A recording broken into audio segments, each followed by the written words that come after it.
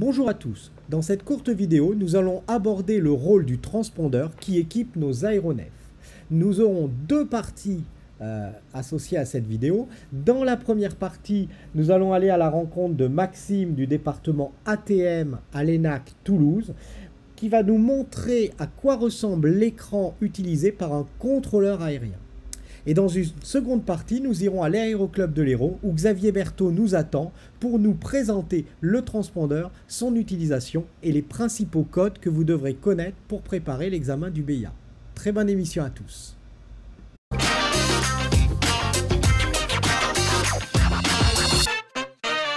Bonjour, je m'appelle Maxime Tarrant et donc je travaille au département ATM de l'ENAC, à la division Management des formations.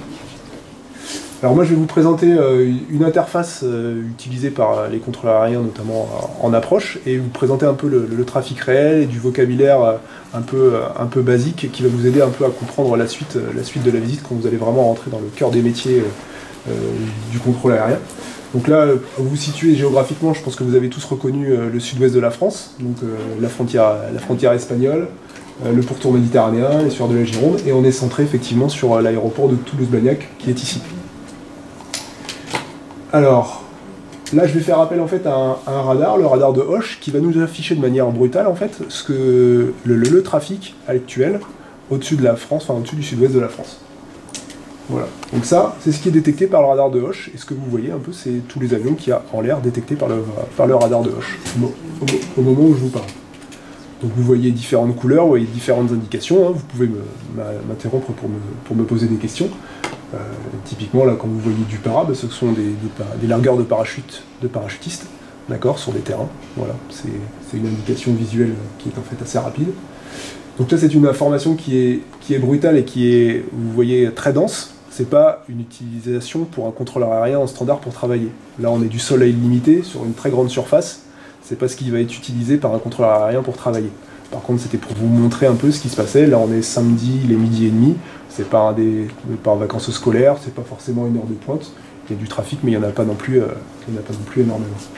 Alors, comment est-ce qu'on arrive à générer déjà cette image ? Il faut repartir un peu d'un petit équipement qui est à l'intérieur de l'avion. Vous avez peut-être déjà tous entendu parler du transpondeur.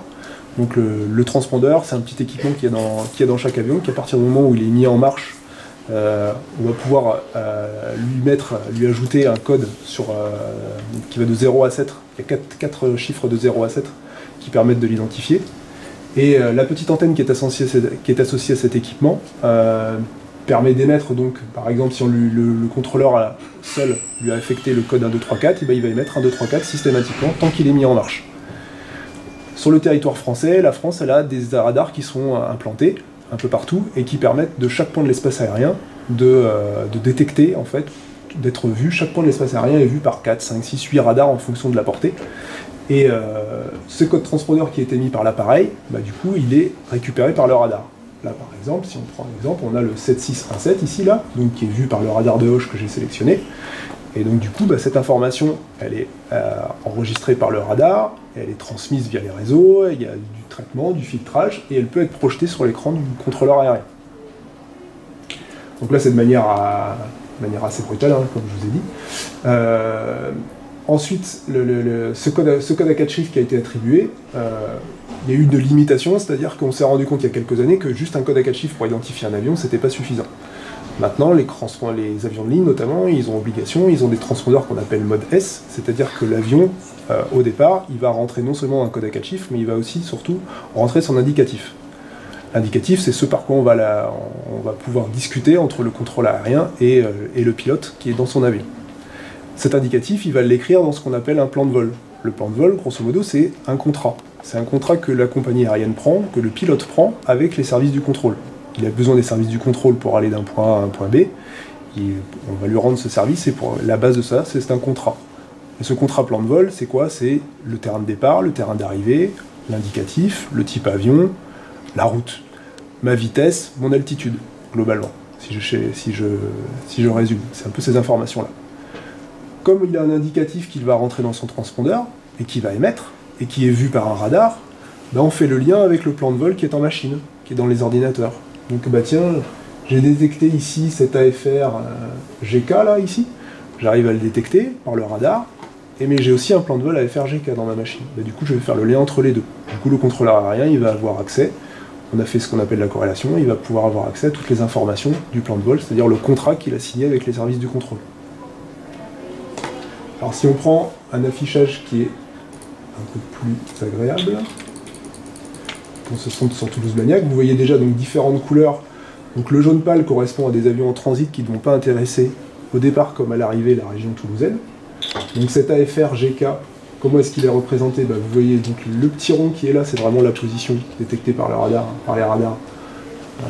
Derrière, ce qu'on appelle la comète, ce sont de ses positions passées.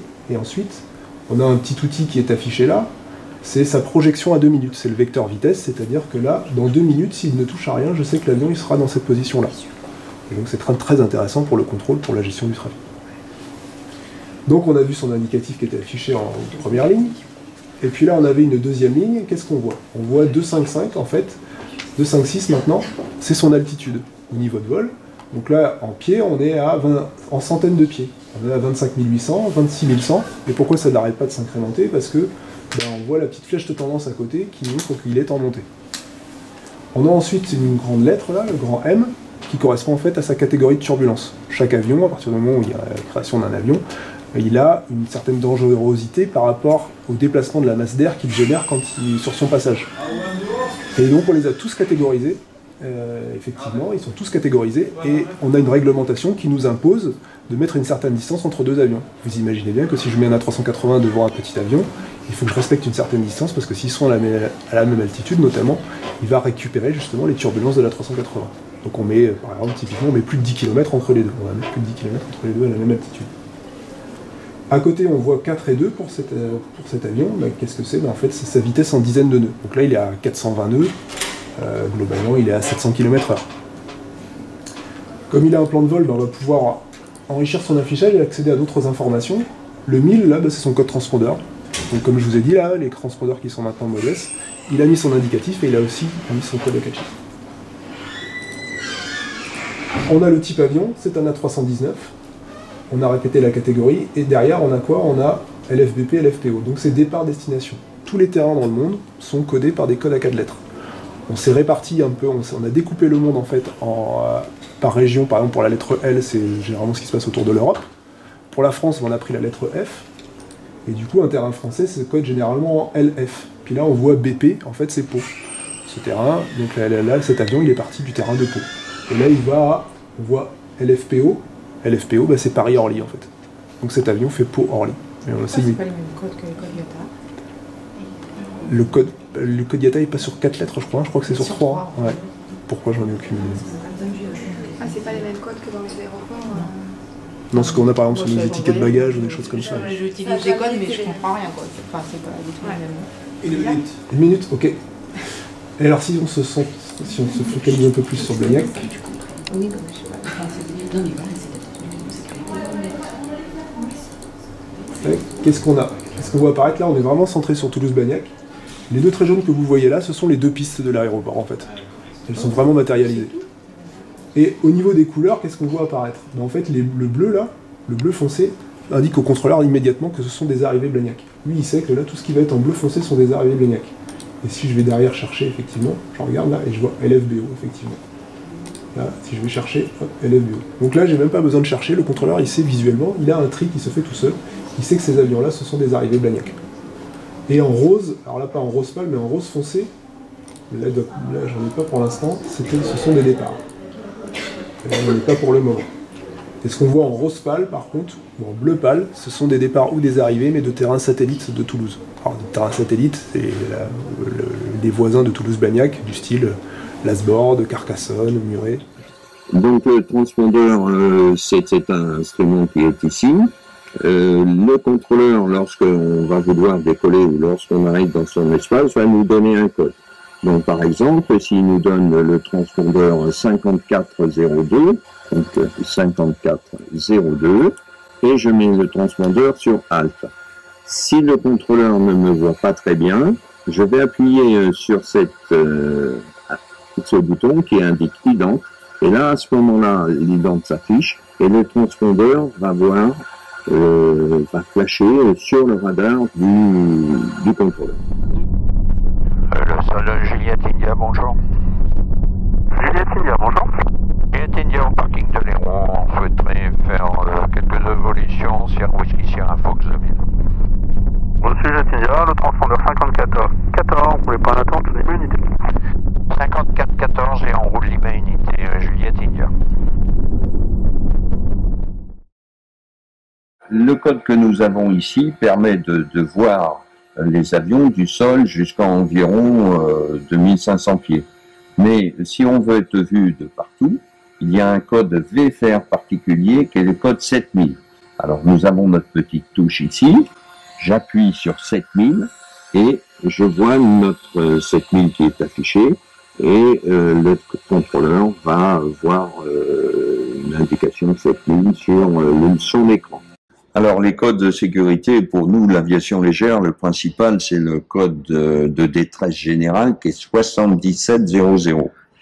Et ensuite, il y a un code plus spécifique en cas de panne radio, c'est-à-dire si on ne peut pas communiquer avec le contrôleur, c'est le code 7600. Et le dernier qui nous est pas très spécifique à l'aviation légère, c'est pour l'aviation commerciale, au cas où il y a un détournement, c'est 7500. Le transpondeur, un élément de sécurité, est-ce que tous les avions doivent l'avoir? Alors, pour pénétrer dans les espaces aériens des grands aérodromes, c'est obligatoire.